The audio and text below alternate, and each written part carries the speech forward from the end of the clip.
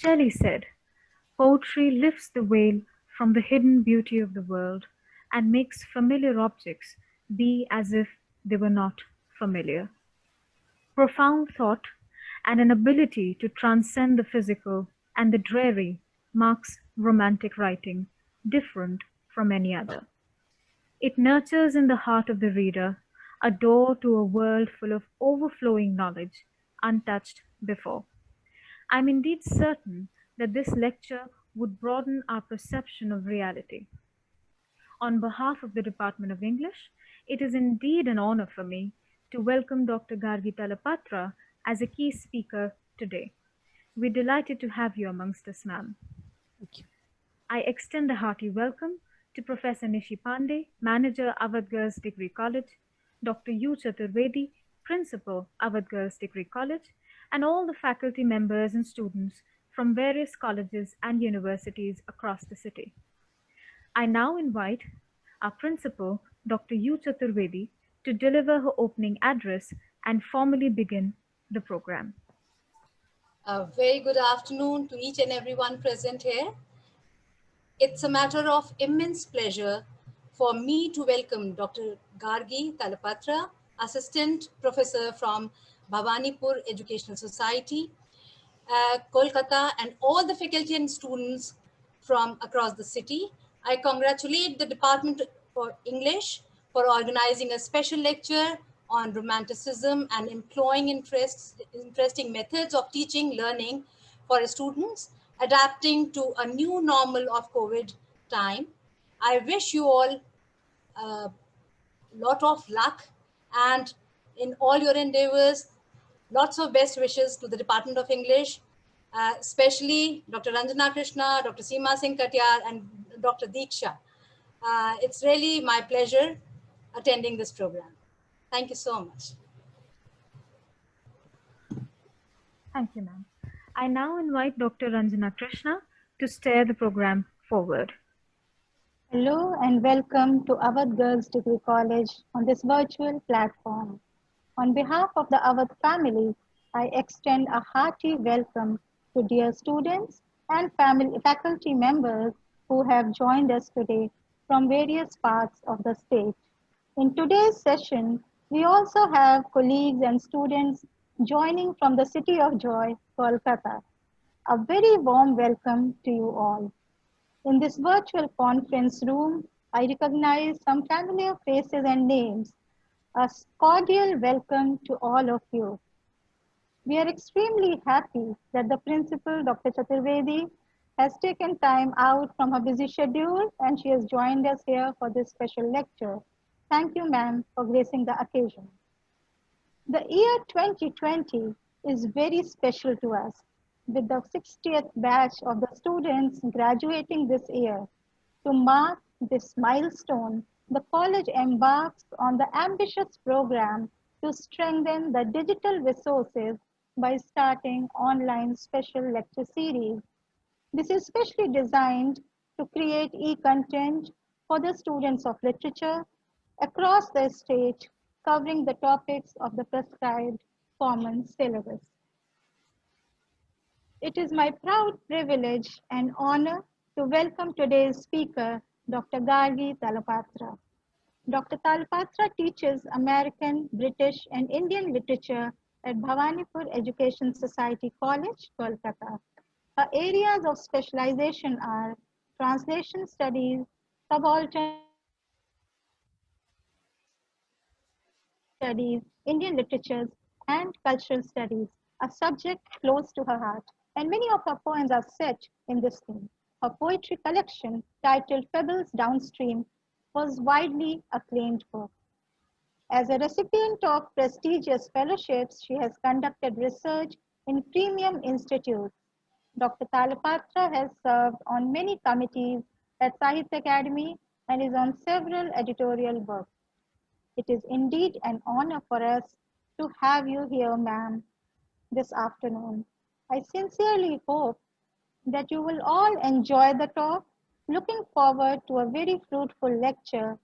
I would now invite Amna Khan to deliver formal welcome address and introduce the speaker to the audience. Thank you.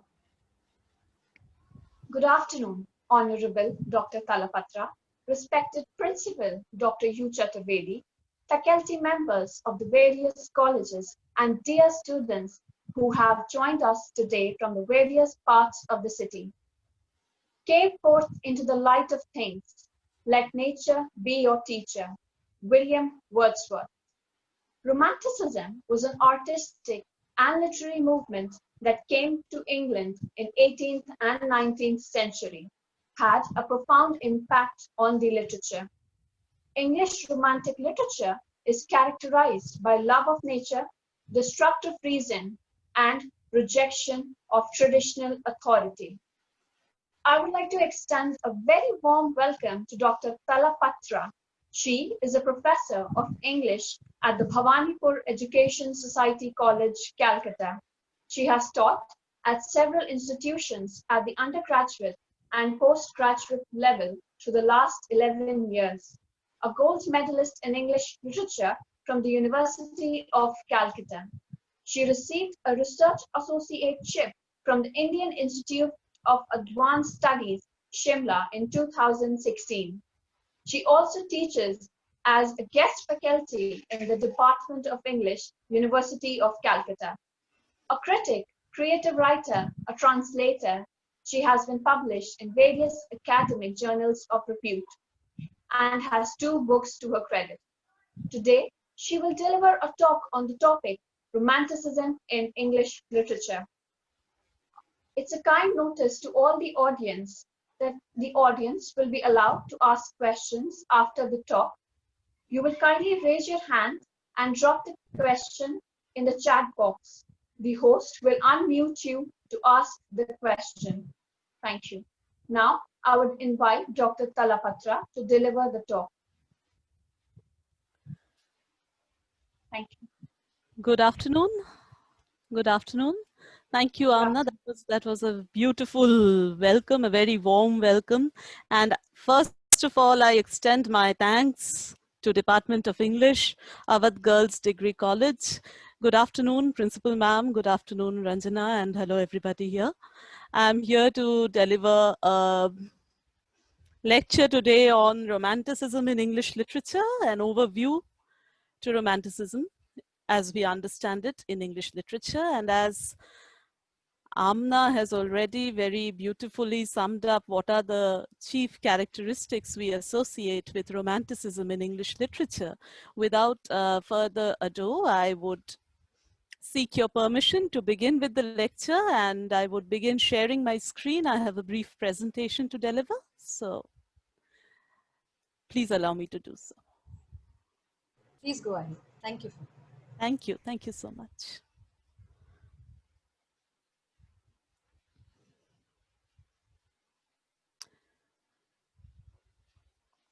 With firm belief in the network and the internet connections, I proceed with the presentation and the lecture for today, Romanticism in English Literature, an overview.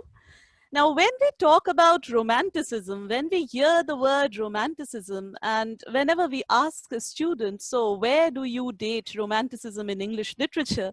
The first thing we get to hear, or the first thing we refer to, is 1798, with the publication of the Lyrical Ballads by Wordsworth and Coleridge. However, it is important here to remember that though literary ages change, this change from one literary age to another is not a random or a sudden change. So if we are talking about the beginnings, in general, we use Romanticism as a term in the context of English literature, precisely to refer to literatures written towards the end of the 18th century to sometime in the 1830s. Publication of Lyrical Ballads by Wordsworth and Coleridge in 1798 is considered to be a marker. Now, my lecture today, when we talk about Romanticism, what I would like to talk about is, or draw your attention to right at the beginning, is we all know literary periods change. But why do these literary periods change? We are all familiar with daffodils through the eyes of Wordsworth. But my question is, daffodils had existed in England all through this time. So why didn't anybody else pick up daffodils and write about it? Why was it Wordsworth who suddenly had to bring it to our notice? So literary ages change, but why do literary ages change? Why do literary periods change? And when we say literary periods change, what I would like to also question here, or like to bring to your notice rather, is that literary periods do not change overnight.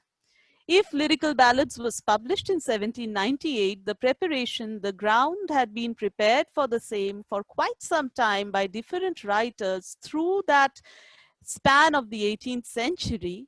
And literary periods, when we say they change because of changes in the thinking patterns. Literary periods change because people develop a change in their thinking pattern, because of the changes in the dominant structures, the structures which can be socio-political, cultural, and changes in basically the ideological paradigms. It is all these three which collectively lead to changes in the literary period. Now, the changes in literary periods or ages may be therefore be seen as a transition from the previous period. And any transition is spaced out over a certain duration of time. And my point is, the case is no different for Romanticism. A ground for transition had been laid already. We begin at the beginning today. So, literature, the term, implies, if we are to break it further, content and form. Content, what is written; form, the way it is written. Form and content gradually undergo a change when periods change, when literary periods change. And when form and content undergo a change, this change is slow, this change is gradual and not always simultaneous. But a symbiotic change in form and content eventually brings about what we call a change in the literary age or literary period. When we are considering Romanticism, the period just before that which we could be talking about is what we refer to as the neoclassical age. I am trying to get at it in terms of poetry. So, Romanticism in English literature may be said to have begun by those we refer to as the precursors to Romanticism. The writers who indicated from around the midst of the 18th century that a change was making its way through the dominant thought patterns, and that a change in ideologies had also been initiated already. Hence, when we go back to the neoclassical period and we are looking at that kind of poetry, and if we were in a classroom discussion, perhaps we would have spoken about Pope. And when you see poetry by Pope, you see it's very different. It deals with absolutely different subject matter considered when you compare it to the Romantic poets. The meter is different, so form is different, content is different, genre is same, poetry. What I'm trying to say is that by 1730s, changes had started showing up.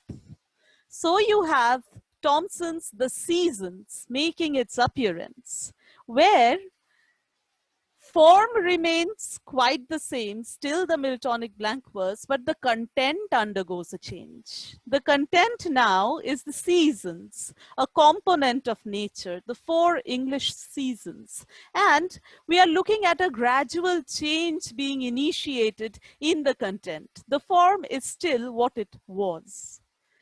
Hence, these changes, they declare that a new thought pattern is on its way. Changes do not happen in literature overnight. So I take Thomson's Seasons as a very important marker out there. The next person I would like to mention here cursorily is Thomas Gray. Elegy written in a country churchyard, and several of us are familiar with the title, I think. Elegy written in a country churchyard Churchyard. You look at the year and you see it's 1751. You see it's an elegy. When you read the poem, you see that we have moved away to a different kind of subject matter for poetry. The shift is even more dominant, and yet you find that elegy written in a country churchyard is a tedious read. I use the word tedious. Tedious because somewhere you find that the subject matter doesn't seem to be agreeing with the form, if I may say so. Genre is poetry, but there is somewhere a mismatch between the form, which has been closer to what is being followed in the 18th century, and the subject matter, which has gradually undergone a sort of a very distinct change of subject, of content. The next work I would like to draw your attention to is Relics of Ancient English Poetry, 1765, Bishop Thomas Percy, a collection of ballads, and this was something which would mark a return to the old forms, of literature. By this time, if we are already wondering why are people turning so much towards the seasons, the churchyard, the ballads, the old forms, let me also remind you that by this time we are already into the midst of certain important social changes. For example, the impact of an ever-expanding industrial revolution. Sometime when you perhaps have studied the rise of the novel in English literature, you would relate it to the rise of the middle classes and the expanse of the Industrial Revolution. Now, the Industrial Revolution sought land, and land, the further encroachment upon land, and we see a gradual concern towards nature gradually blooming. In 1765, with the Relics, you have a return to the ancient forms of literature. You have a return to the ancient forms of ballads, a renewed interest in folk tales. So somewhere a closer to the soil connect is developed and propagated in Relics of Ancient English Poetry. I take these three works as some of the markers which I feel are important to the understanding of how and why we have a shift towards Romanticism. Apart from these, there were certain political events which kind of, should I say, acted as catalysts. Firstly, there was the 7 Years' War, 1756 to 63, between England and France, determining the superior. There was the American War of Independence. So when you talk about this, which we heard right at the beginning, a sort of rebellion against authority, questioning of authority, this is the social scenario in terms of what the nation is undergoing. First, the 7 Years' War, then the impact of the American War of Independence. We are all familiar with the Declaration of the American Independence, 1776. So the War of American Independence, 1775 to 1783. And the newly emerged America, which was still a part of the evolving novels and genres of English literature, suddenly claiming its independence of Great Britain. And this was followed by the French Revolution. So Britain, England, may I say, from all ends, is in a phase of political turmoil. There is a social change, there is an economic change, and there is political turmoil from several sides. Add to it the ideological influences. And the resultant factor, if I may say, I find this very interesting in the transition from the precursors to Romanticism to the beginnings of what we call Romantic Age proper, is visible in the works of William Blake like perhaps nobody else.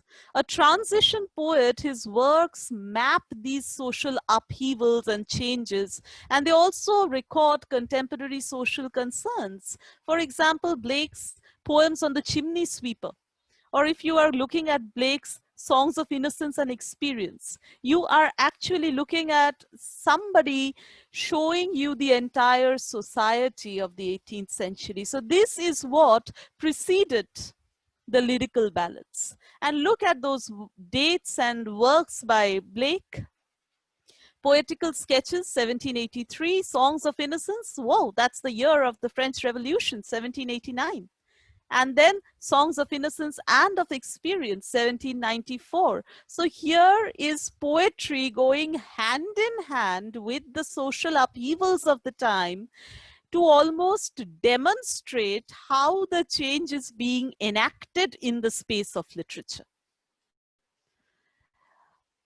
Apart from all of this, we come to some important ideological influences of the time. So what are the important ideological influences I would like to share with you? I'm sure you're familiar with this already. Sturm und Drang, the German literary movement of the late 18th century, that which exalted, venerated nature, feelings, and the individual.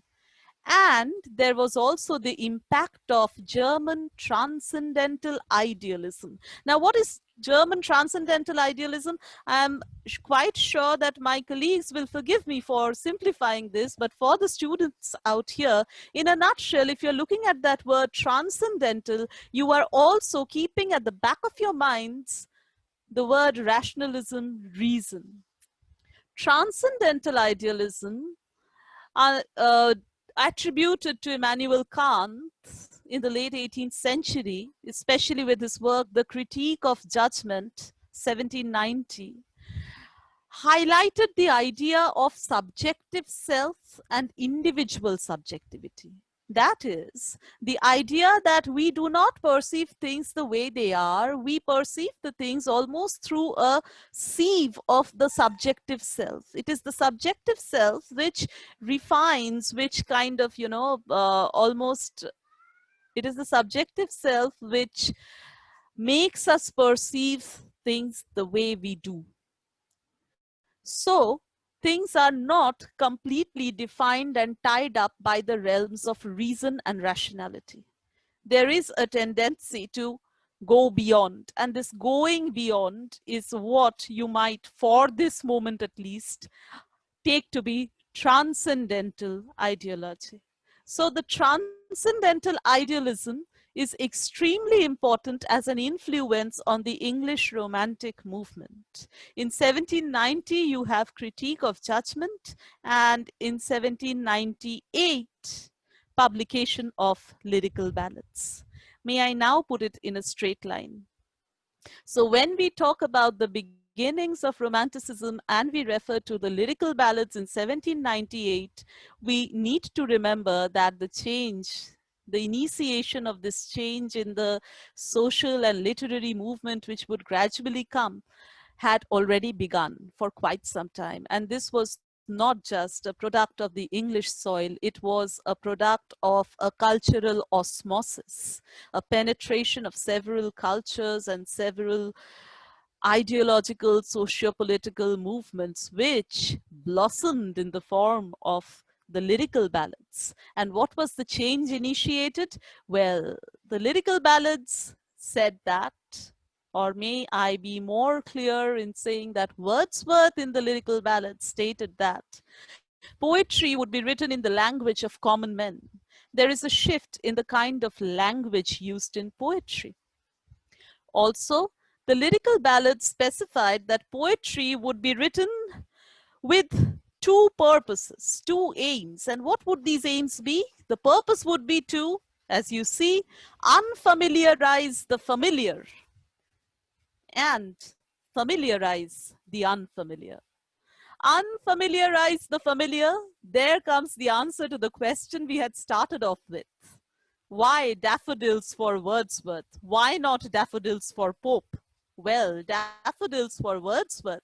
Daffodils are familiar, but Wordsworth's subjectivity, Wordsworth's subjective perception, his blending of the beauty of daffodils into the language of the common man, distills it from an everyday experience of a common yellow bloom out there and makes it look exotic through the eyes, through the imagination of the poet. So, unfamiliarizing the familiar, something which Wordsworth would be doing. Again, if you look at his Tintern Abbey, familiar place, unfamiliar because of the poetic perception. So the poetic imagination, the romantic imagination of the poet would be perceiving and in a way filtering the way you and all of us, why should I say you alone, all of us use filters these days. So let us say this is a subjectivity which would filter the familiar and enhance the beauty of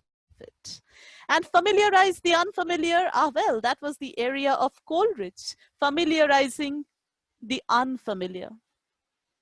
He was writing about things which are unheard of. If you read the poetry of Coleridge, we often discuss the supernatural in the poetry of Coleridge, supernatural elements. What are these supernatural elements? The unfamiliar, those which are not defined, not known, and there is an attempt to define it, an attempt to define it as perceived by the creative imagination of the poet. We continue. Let us take a better look at things. So, unfamiliarizing the familiar, and hence we find these are familiar lines, I'm sure. I wandered lonely as a cloud that floats on high over vales and hills, when all at once I saw a crowd, a host of golden daffodils, beside the lake, beneath the trees, fluttering and dancing in the breeze. This entire perception, you see, this is not daffodils. This is Wordsworth's perception of the daffodils. I wandered lonely as a cloud. That I out there is the romantic subjective I, individual. And so when we talk about romanticism and we talk about the main features of romanticism, we say return to nature, individual, and subjectivity. This is beginnings of romantic poetry. To look at Coleridge and his familiarizing the unfamiliar through his poetry, I have taken an excerpt from the rhyme of the ancient mariner. Nor dim nor red like God's own head, the glorious sun uprist. Then all averred I had killed the bird that brought the fog and mist. 'Twas right, said they, such birds to slay that bring the fog and mist. So not dim nor red like God's own head. And who has experienced God's head? So you see, there is an intense attempt through poetic imagination to familiarize that which is distant, which is unknown. The description is that of sunrise, the rising sun, and yet the example which has been used, it sort of, familiarizes that which is unfamiliar. However, we note here that romanticism is not to be simply summed up as a generic term which would imply a similar perspective in all the works, in all the genres across all this period that we spoke about. Not quite. Coleridge himself, though we talk about the lyrical ballads, and we talk about the beginning of romanticism with the lyrical ballads by Wordsworth and Coleridge. Coleridge himself would later revise his concept of poetry and poetic imagination. And he would also actually disagree with Wordsworth's opinions, especially related to language of poetry, which was perceived in lyrical ballads, when he goes on to publish his own Biographia Literaria in 1817. So you have the same individual traveling through a span of 2 decades, almost 20 years, to develop upon his thoughts of poetry. Thoughts are at no point of time static. trust me, whether or not we have been listening to only what I have been saying, we have all been thinking, and thoughts are never static. Thoughts don't stick to a place. We develop upon our own thoughts. And so Coleridge might have started off with Wordsworth in this venture of the lyrical ballads. But by 1817, we have Coleridge adopting a completely different perspective, and there is a shift, and he reasons it out with his definition of fancy, primary imagination, secondary imagination, when he reaches his Biographia Literaria in 1817. Hence, when we talk about romantic poetry, Wordsworth, William Wordsworth, and Coleridge, we call them the early romantics, while Shelley, John Keats, and Byron are referred to as the later romantics. Let us look at the difference in perspectives between the early romantics and the later romantics. I have tried out a fun exercise out here. I do not vouch for the fun part of it, but let's go through the exercise.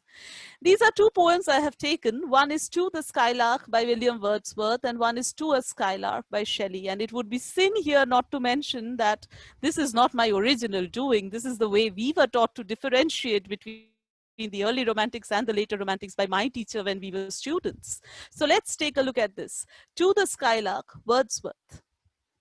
Ethereal minstrel, pilgrim of the sky, dost thou despise the earth where cares abound?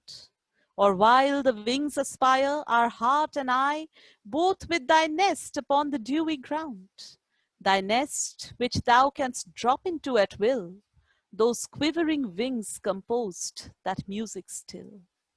So for Wordsworth, the skylark, his skylark, is a pilgrim of the sky. And when we use the word pilgrim, what we imply is a pilgrim is definitely a non-resident. A pilgrim is somebody who has a home where he will return or where she will return. But come to Shelley and you see a radical shift. Hail to thee, blithe spirit, bird thou never wert, that from heaven or near it pourest thy full heart in profuse strains of unpremeditated art. Hail to thee, blithe spirit. So it's not even a bird anymore. For Shelley, his skylark is a spirit. It is the spirit of revolution. Bird thou never wert. He denies the earthly existence of the bird completely. The bird is symbolic of the revolutionary spirit soaring higher up there. While for Wordsworth, the bird is a pilgrim. And the last line of his poem is, true to the kindred points of heaven and home. So Wordsworth's skylark, the skylark of the early romantic, is a balanced bird. By the time you reach Shelley, you have gone into realms of revolutionary spirit. It is more radical. There is a kind of, tearing away, breaking off from whatever exists. And so in Shelley, you find To a Skylark, skylark symbolizing the revolutionary spirit that moves away from the earth. There is no question of any nest. There is no question of returning because it is not a bird. It is not a flesh and blood bird. Now, this difference in perspective, it would be very interesting to note. For me, it has always been very fascinating, especially when we have engaged in, differences between the later romantics themselves.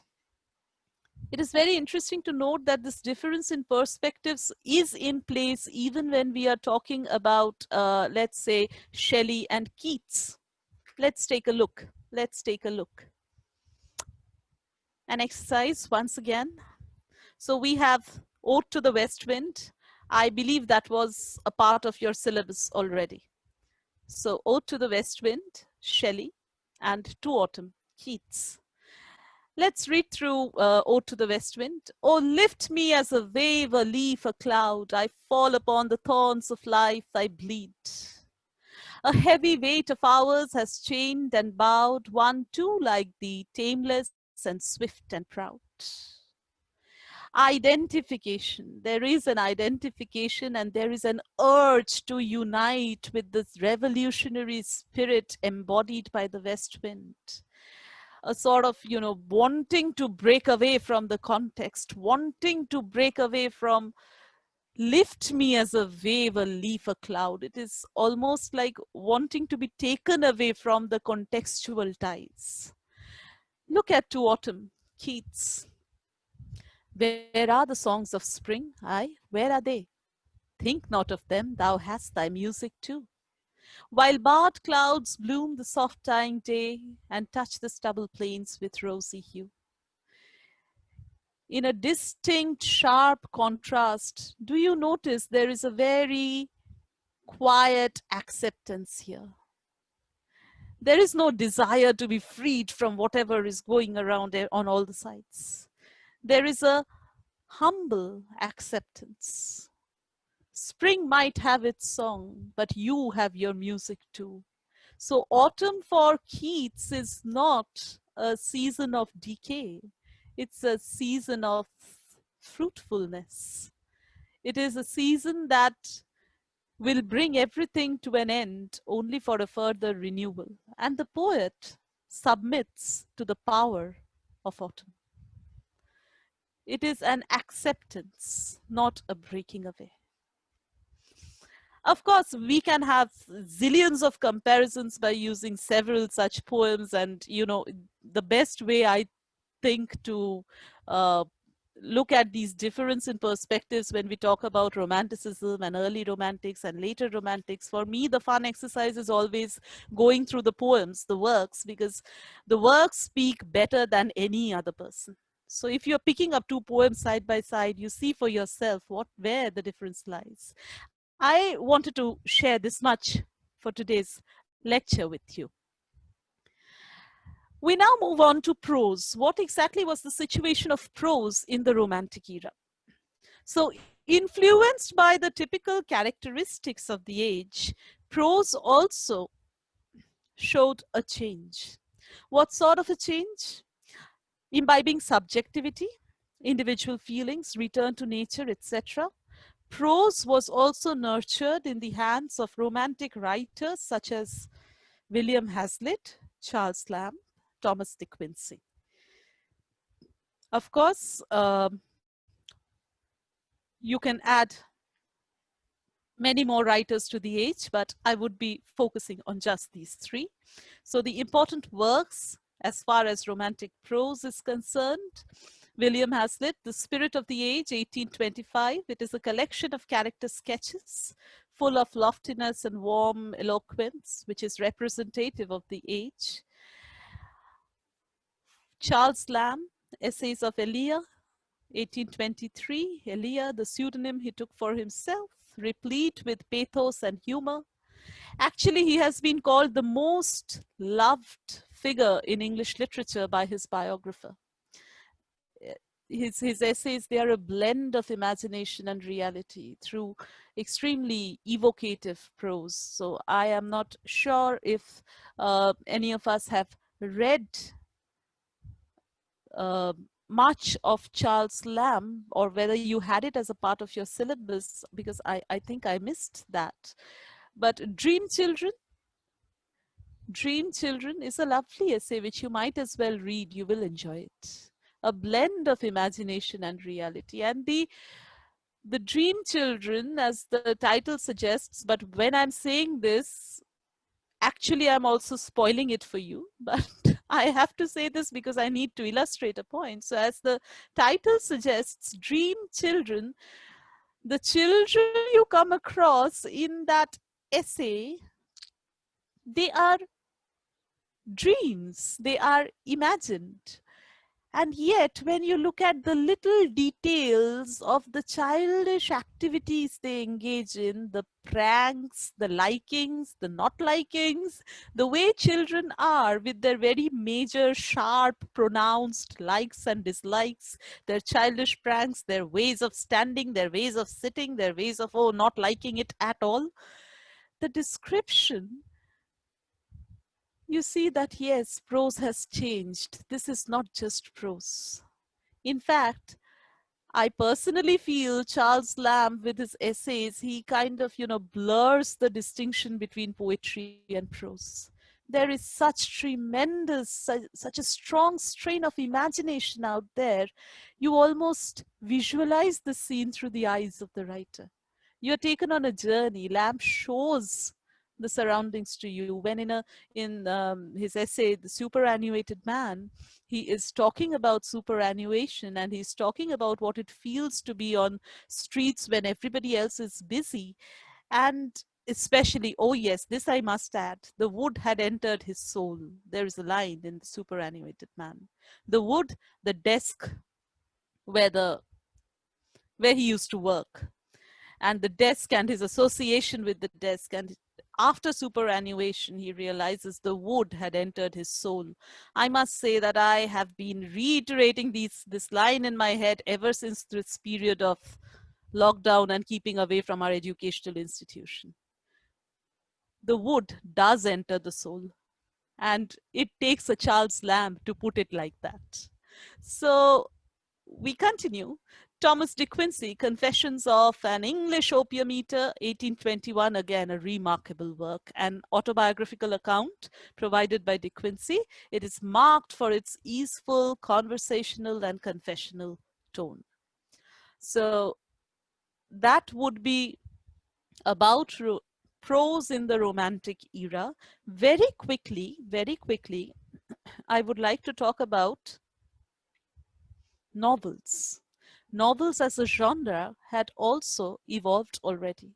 You place them back to Richardson and Pamela and that 18th century milieu. And when we started the lecture this afternoon, we started with a reference to the emerging middle classes and the rise of the novel in English literature. So novel as a genre, of course, when you have such a tremendous change in the ideological paradigms, no genre, no literary genre can stay insulated from the impact of this kind of a tremendous change in the thought process.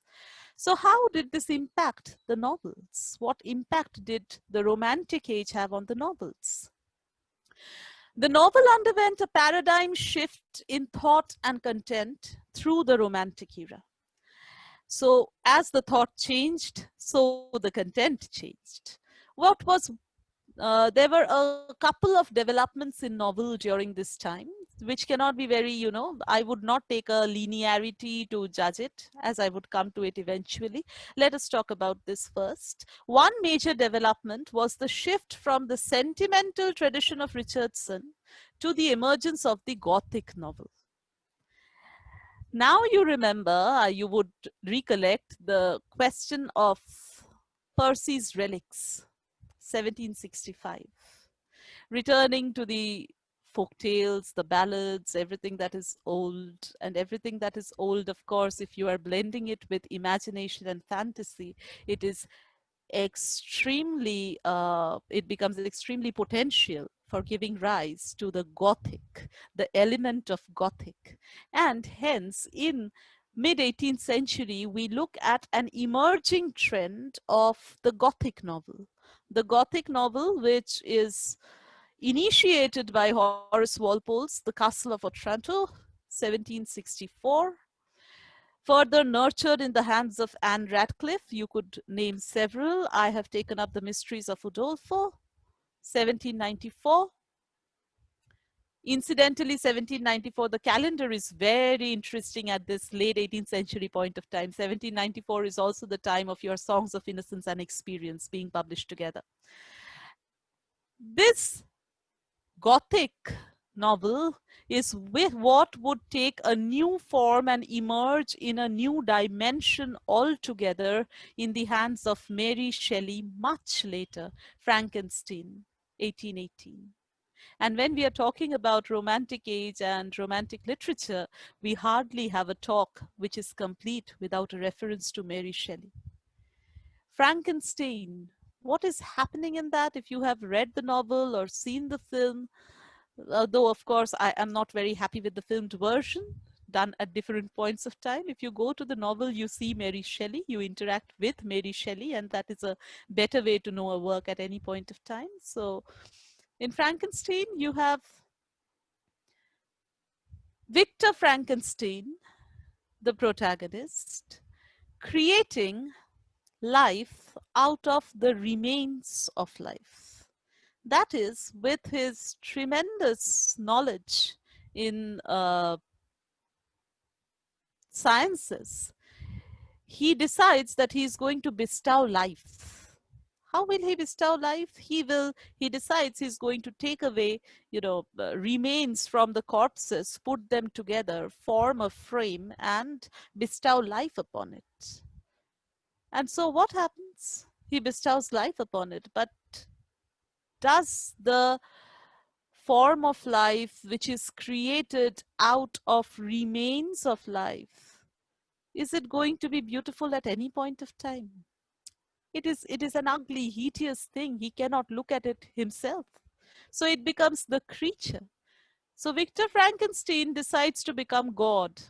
He will bestow life. And what he creates is what he cannot look at. There is a subversion. There is a question of Gothic, which is interspersed with the idea of Prometheus, the one who challenged authority.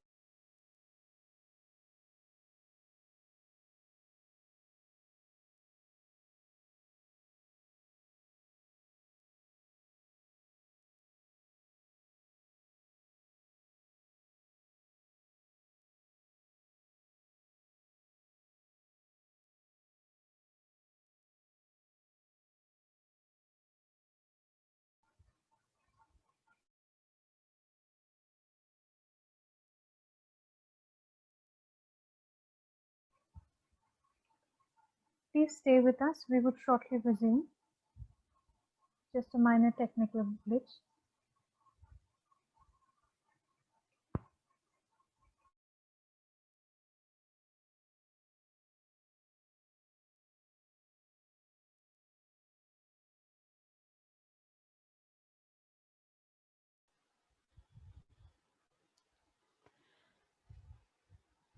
Is this all right now? Should I resume? Yes, ma'am. Thank you so much.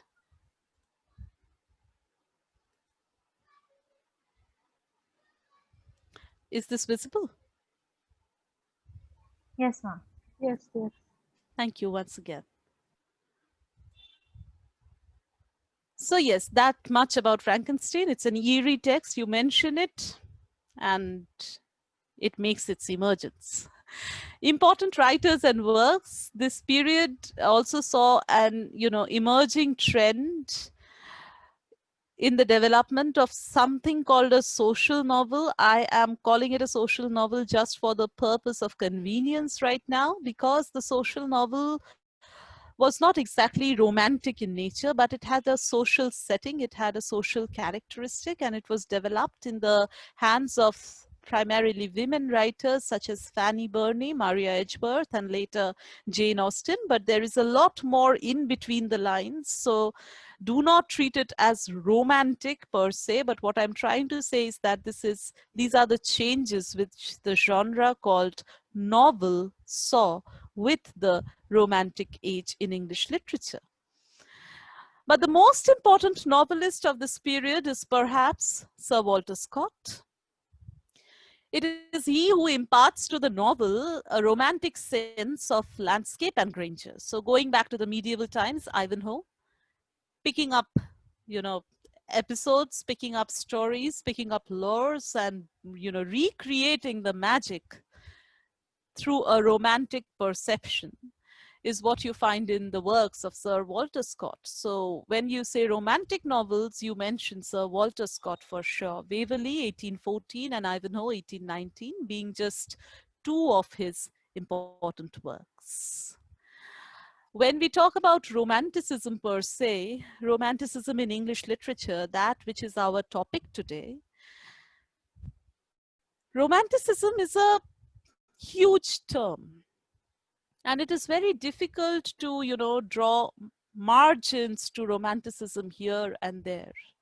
when I was given this opportunity to speak to you today on Romanticism in English literature, I thought I would just try to define the premises on which we base our understanding of the term romantic.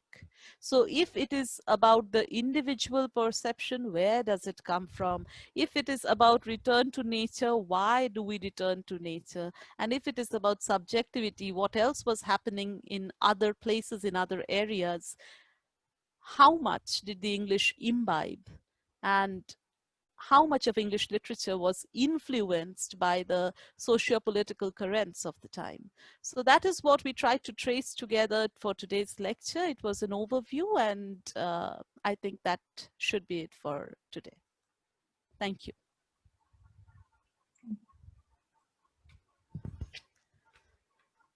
Thank you, ma'am. That was indeed a very detailed deliberation on the topic and insightful too.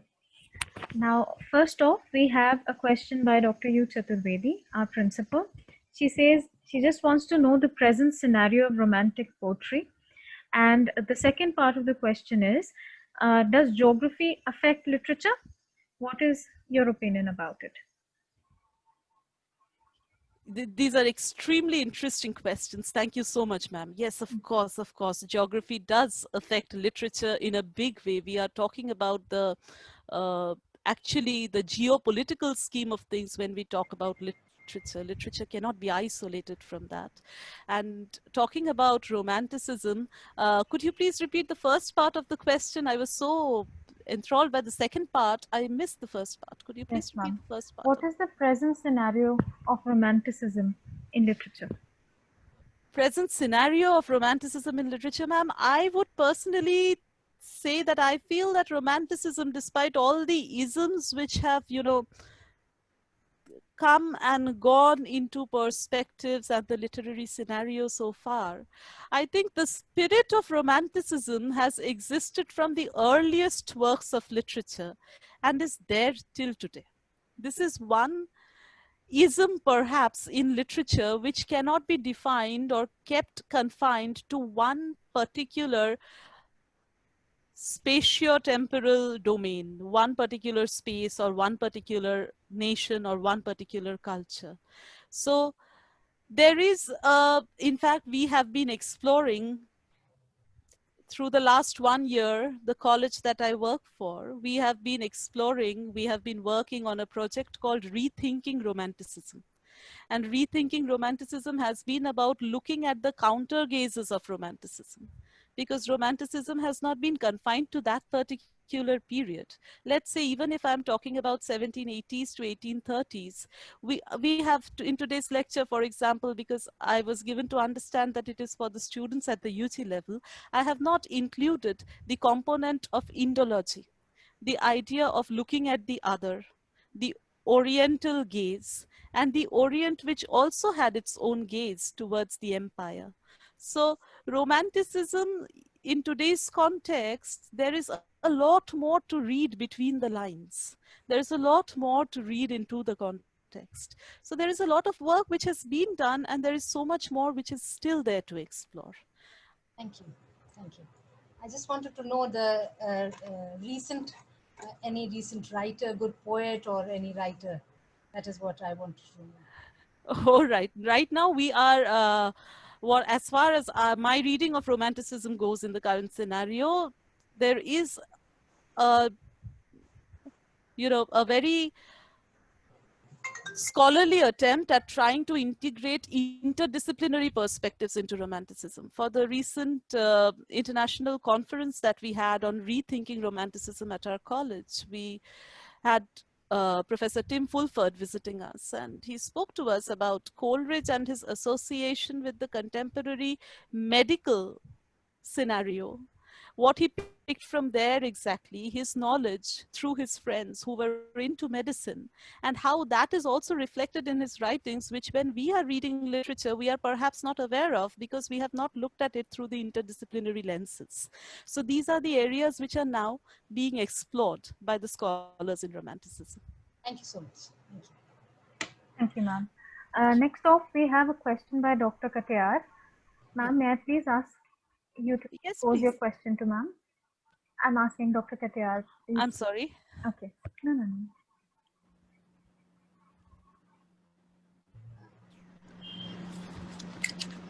Welcome, Dr. Garge, on the portal of Awadh Girls Degree College. I'm Seema Singh Katiyar in the Department of English here. Hello, ma'am. Nice. It was good. It was good to hear in your talk about the Gothic fiction, which my students do study as a part of their curriculum. Thank you so much for such a lovely talk. First of all, congratulations are due. It was a very exhaustive, at least for my students, the undergraduate ones, and for the postgraduate ones too, a very exhaustive discussion in all the three mainstreams, including fiction, prose, and poetry. Now, there was one thing that I wanted to point out, rather, you are an expert in this field, that Jane Austen, when she writes in the 1811, 12, then she basically belongs to the previous era, rather than to the conforming to the romantic principles. So when my students pick up a text which belongs to the romantic era and they find something which is highly unromantic, it shocks them. Yeah. And secondly, could you please, because at that young age when you pick up a Jane Austen's novel which supposedly talks about love, marriage, and then the kind of discussion that unfolds in the novel, that's kind of, doesn't meet up to the expectations with which they approach the text. And secondly, if you could situate the importance of preface to lyrical ballads in consolidation of the romantic principles for the next century as well. All right. I would try to answer. Bring about, yes. I would try to answer that, ma'am. Just First, with reference to Jane Austen, this is something, this is a question very close to my heart. I mean, I was almost wishing that somebody would ask this, because Jane Austen is just so not romantic. Once again, when we talk about romantic, what I was trying to put across in my slide also. But that is, let's say, when we talk to the students, I am also telling them about, mostly when we are dealing with Jane Austen, what I also tell them about, parallel to critique of judgment, and somewhere between, you see, yes. Songs of Innocence and Experience, there is a vindication of the rights Yes. of women. So, yes, absolutely. Mary Wollstonecraft and that very silent Yes. undercurrent, which was playing up. And then you have yes. particularly Pride and Prejudice, something which our students study as part of their curriculum, being written as first impressions. Ours too studied, yes. Okay, so first impressions in 1796, and then being kept with the author for such a long time till it is revised as Pride and Prejudice and eventually published. So it is that trajectory I trace with them in order to show them that there is a very silent undercurrent which is very different. So if you have Rousseau talking about, if we have Noble Savage and Rousseau, we also have Emile and Rousseau at the same time. Yes, absolutely. So that discourse is again a different thread which cannot be very nicely brought into the romantic scope of things. That is why at a glance the anti-romantic perception which happens with the students, they're in a state of shock. What is this about? Yes, absolutely. And ma'am, about your question on the preface to lyrical ballads. Yes, just a brief comment on its importance in the entire movement. That's it. All right. Preface to lyrical ballads, its importance in the entire movement, in the movement that we would talk about as the Romantic Age, or the Romantic Age in English literature, is primarily kind of initiating a shift in perspective of understanding what poetry is about. Immanuel Kant, well, that's philosophy, but philosophy is not to be approached by the common reader, or not thought of to be approached by the common reader. Now, through Preface to Lyrical Ballads, what is done is a very beautiful initiation of change in thought and concept about what poetry is going to be like, what the language of poetry would be about, what the context of poetry would be about. And even now, when we read Preface to Lyrical Ballads sitting today in the 21st century, it talks to us. because we still have that very conception of poetry somewhere, the powerful overflow, the spontaneous overflow of powerful feelings. That is what we think of in terms of poetry. So Wordsworth is close to our heart. Preface to Lyrical Ballads communicates as it initiates a change in the thought and concept of poetry. That is what I would think it is. Right. Thank you. But instead of it came actually in the 1801 edition, which was the second edition of his poetry, Lyrical Ballads. So could you please enlighten the students, why was there a need to bring a preface in the second edition and a larger one in the third edition, rather than having it in the first edition itself?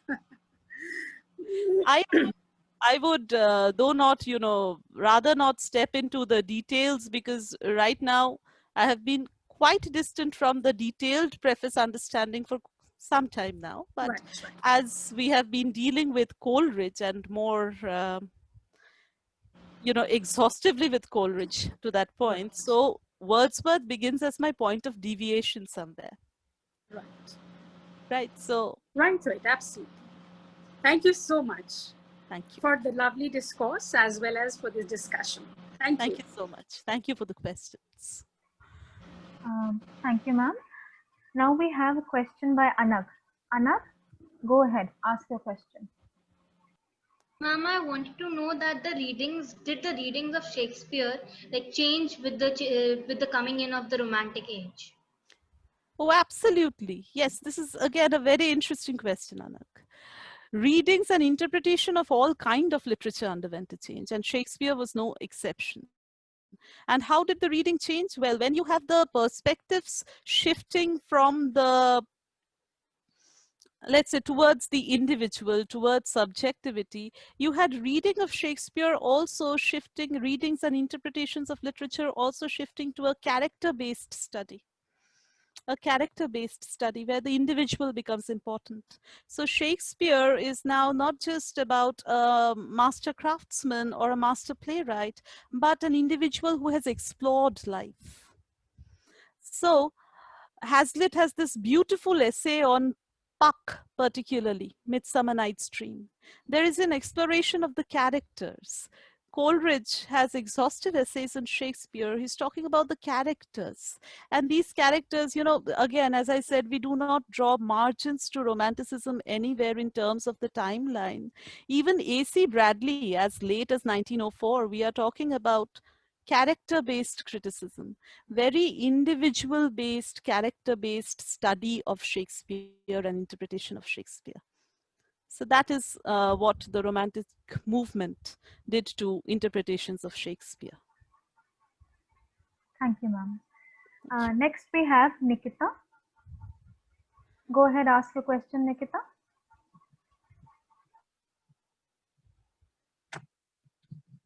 Yes, ma'am. Good afternoon, ma'am. Good Ma'am, afternoon. my question is nature a dominant, plays a part of dominant in romantic poetry? I'm sorry, Nikita, could you please repeat once again? Ma'am, is nature a dominant theme in romantic poetry? Nature, yes, but nature, not just as nature is outside, as in not just a description, but as a subjective experience. That is, nature as experienced by the poet. So the nature as sensed by the poet. Let's say on mornings, normally when you greet your friends, it's a good day for some, it's a bad for some. I'm not using a very good aesthetic example, but I'm just trying to talk about subjectivity. This good and bad changes according to your experience of the day, which may not be rooted in any concrete reason. But it is about the subjective perception on a much different level when it comes to aesthetics and art. The subjective self of the poet experiences nature. And it is that nature which we are looking at when we pick up romantic poetry per se. Thank you, ma'am. Next, and this is probably the last question, is by Akriti. Akriti, go ahead.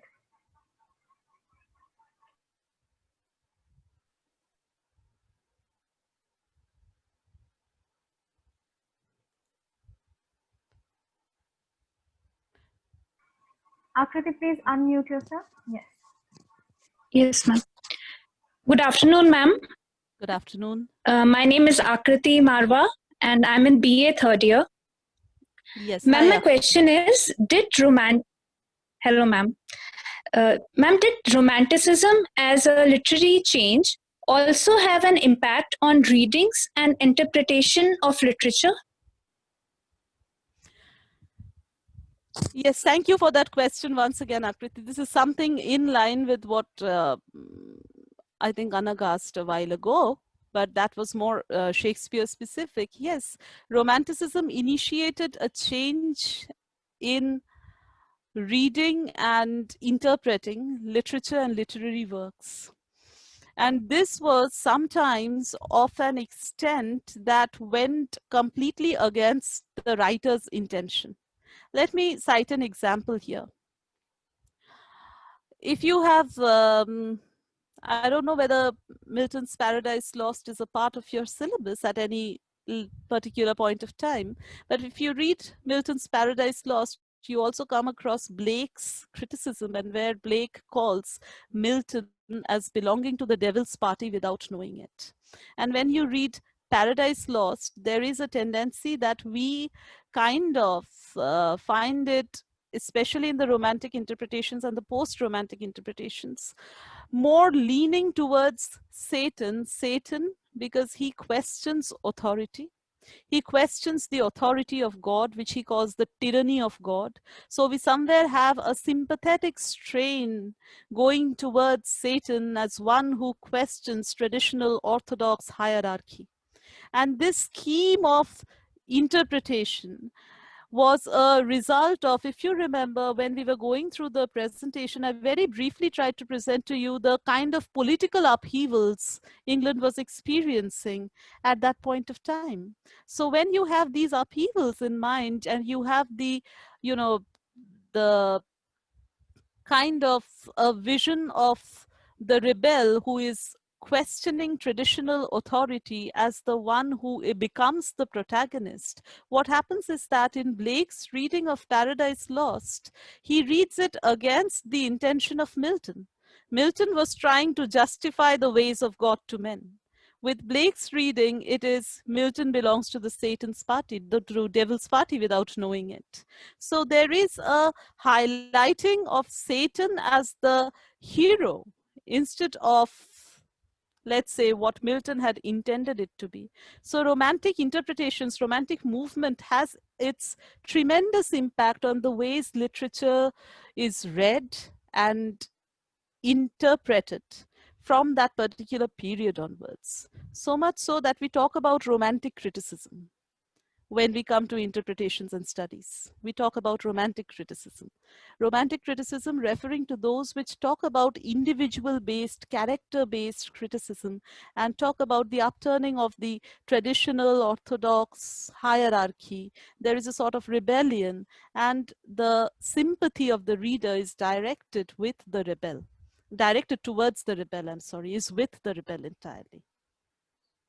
So authority is symbolic of tyranny. And this is just an example of the pattern of reading and interpretation, which became an emerging trend with Romantic Age. Thank you, ma'am.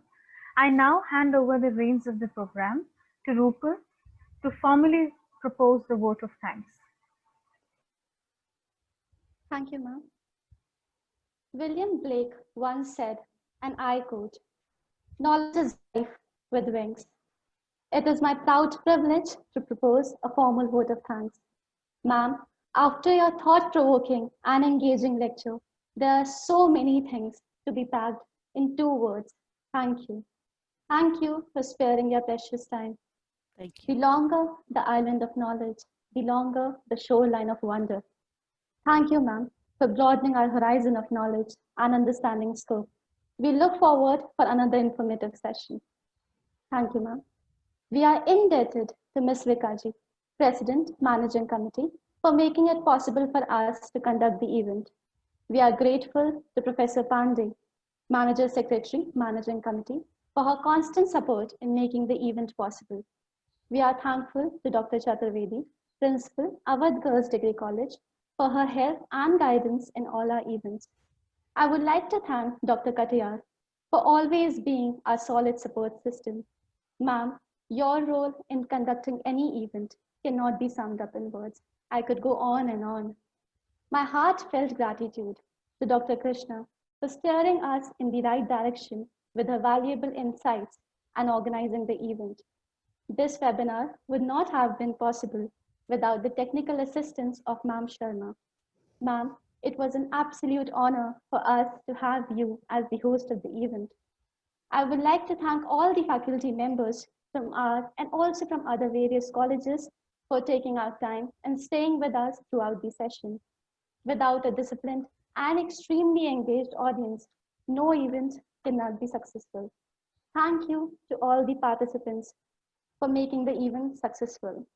Now, I would like to request everyone to please switch on their cameras so that we can have a group picture.